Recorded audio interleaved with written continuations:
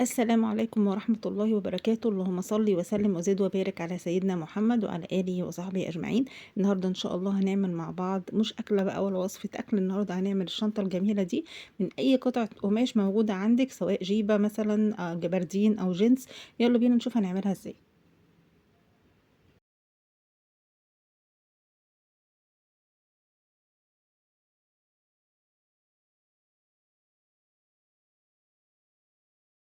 انا عندي البنطلون اللي احنا شايفينه ده هو بنطلون جبردين، ممكن لو عندك برضو بنطلون جينز تعملي بيه.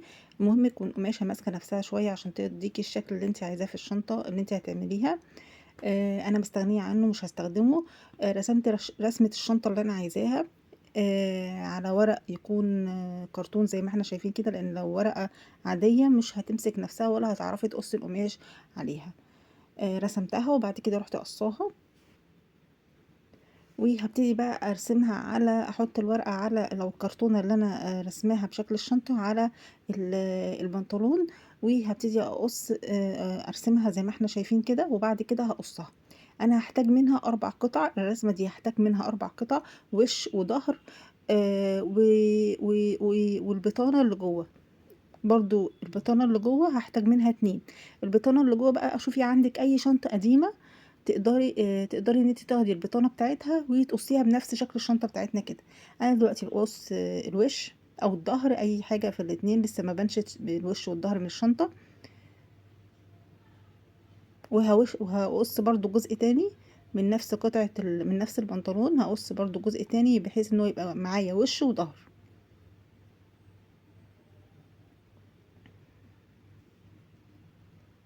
خلاص كده انا قصيتها. انا دلوقتي هحتاج قطعة تانية من نفس القماشة بنفس الشكل.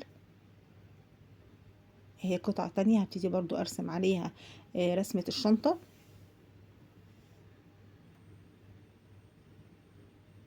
وهقصها بعد كده بنفس الطريقة. كده انا خلاص قصيتها. وقصيت الوش وقصيت الظهر. دلوقتي بقى هبتدي اشوف اي قطعة قماشة عندي تنفع بطانة للشنطة زي دي كده بالظبط. يعني دي كانت بطانة شنطة قديمة عندي، انا خدت البطانة بتاعتها وعملتها. يعني عندك بقى قطعة ستان، عندك اي قماشة خفيفة، عندك قماشة سودا كده تنفع بطانة تعملي بيها. هبتدي بقى دلوقتي، انا دلوقتي عندي 4 قطع بطانة جزئين والوش والظهر بتوع الشنطة. هجيب برضو اي سوستة قديمة عندي تنفع على الشنطة، يكون لونها ينفع على الشنطة وتكون شغالة وكويسة. وابتدي اخيط السوستة في الشنطة في القطعة اللي انا عملتها. انا هنا عندي جزء في ظهر الشنطة وبطانة، والجزء التاني في وش الشنطة وبطانة. هبتدي بقى انا اخيط السوستة في الجزئين دول بحيث ان السوستة يبقى ظهرها جوه الشنطة مش بره الشنطة. يعني اكون حريصة انا انت دلوقتي تاخدي بالك وانت بتخيطي ان انت تخلي بالك يبقى ظهر الشنطة، يبقى ظهر الشنطة في ظهر السوستة، ووش الشنطة يكون فيه وش السوستة زي ما احنا شايفين دلوقتي كده. انا خيطت وظبطت السوستة كويس جدا بحيث ان يكون شكلها كويس والخياطة تكون كويسة. طبعا انت لو عندك مكنة خياطة اعملي بيها، انا عندي مكنة خياطة بس ما بعرفش استخدمها. دلوقتي بقى في جزء احنا لازم نعمله دلوقتي اللي هو ايه، جوانب الشنطة والقاعدة بتاعة الشنطة بالعرض اللي انت عايزة تعملي بيه الشنطة. يعني شوفي انت عايزة تعملي عرض الشنطة قد ايه، وتقصي قطعة قماشة طويلة بحيث ان هي ايه تغطي الجوانب وتغطي القاعدة من تحت. وهتبتدي بقى تخيطيها زي ما احنا شايفين كده مع الوش ومع الظهر بحيث ان هي تغطي لك الجوانب والقاعدة من تحت بنفس الطريقة اللي احنا شايفينها دي.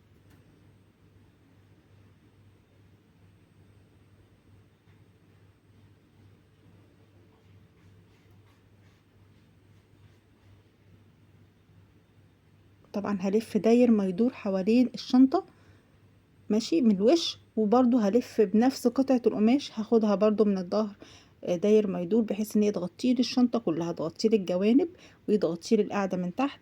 واخد بالي العرض بتاع قطعة القماشة دي انت اللي بتحدديه. يعني شوفي انت عايزة عرض القماشة عرض الشنطة قد ايه وبتعملي العرض ده عليها. اهو انا عملت دلوقتي الوش بتاع الشنطة من فوق، خيطت فيها كل العرض اللي انا عايزاه. هرجع بقى اخد الظهر وهعمل نفس الحكاية وهخيط الظهر برضو في قطعة القماش اللي هي اللي انا عملتها للجوانب، وهتشكلها بقى هي هتشكل لي الشنطة. انت هتشوفي دلوقتي ان الشنطة ابتدت تتشكل بعد ما اعمل الحركة دي، ان انا اخيط احط قطعة القماشة دي اللي هي هتشكل لي الجوانب والقاعدة بتاعة الشنطة. اهو انا عملتها اهو. اهو العرض بتاع الشنطة خلاص خلص. هقلبها كده واوريكم شكل الشنطة عامل ازاي. طبعا هي لسه ما بنتش قوي، لسه ما اتظبطتش قوي، لسه في الايد بتاعة الشنطة، ولسه هكوي الشنطة كويس جدا. ولو حابة بقى انت تحطي اي اكسسوارات فيها تحطي. ادي بقلب الشنطة وزي ما احنا شايفين.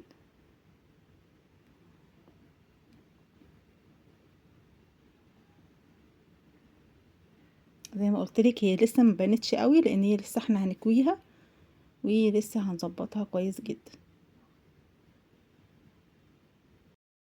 غالبا كده الشنطة خلصت، مفاضلش فيها الا الايد.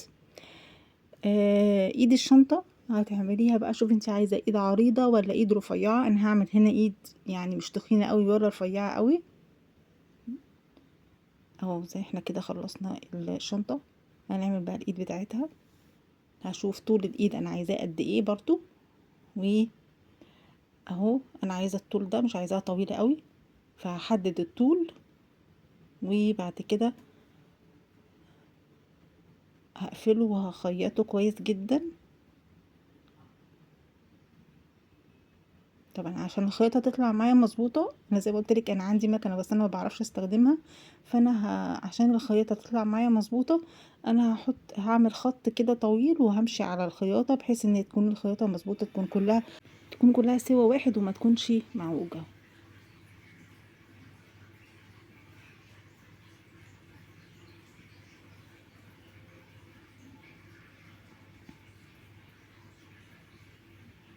ممكن حد تاني تكون ايديه مظبوطه في الخياطه يقدر يظبط الخياطه من غير ما يستخدم مسطره ولا اي حاجه، بس انا بحب يعني اطلع الخياطه بتاعتي مظبوطه وبحب اخيط على ايدي.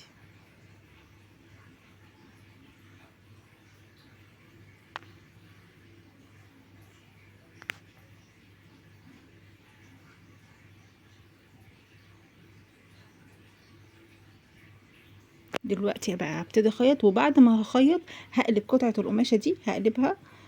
هتقولي لي هتقلبيها ازاي؟ هقولك في حركة بنعملها بالمقص كده تقدر تقلب اي قطعة قماشة رفيعة كده.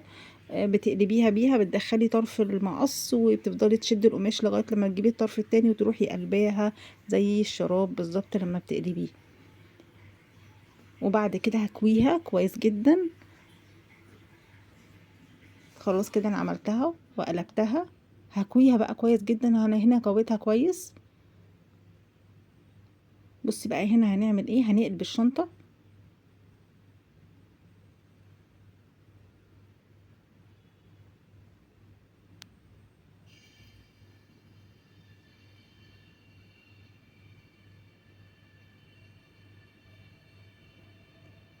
وهنحط فيها بقى الحزام اللي الايد بتاعت الشنطة اللي انا عملتها دي، احطها بحيث ان انا لما اجي اقلبها يبقى مكان الخياطة من تحت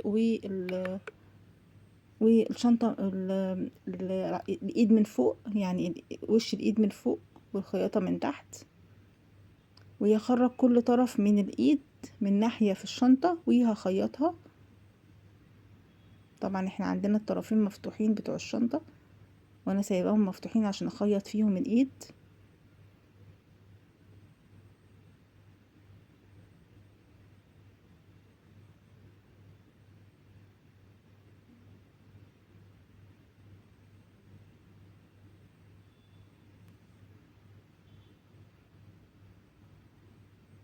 بس كده، وهخيط كويس جدا الحتة اللي احنا شايفينها دي، وهقص الزيادة هخيطها من الجنبين. وبعد ما هخيطها هقلب الشنطة وهكويها كويس جدا بعد كده.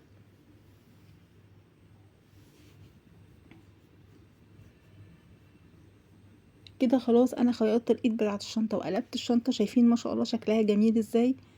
طبعا الواحد بيفرح لما بيعمل الحاجة هو بنفسه، بيستغل كل المواد اللي موجودة عنده في البيت او الحاجة اللي موجودة عنده في البيت.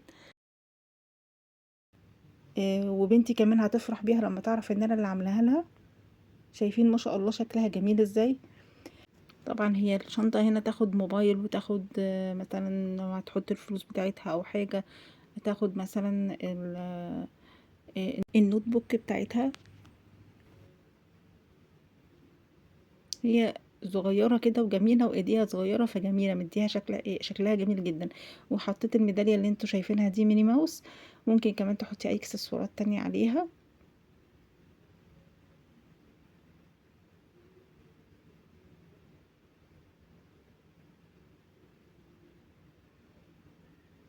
وبكده يكون الفيديو بتاعنا خلص. اتمنى يكون عجبكم، والسلام عليكم ورحمة الله وبركاته.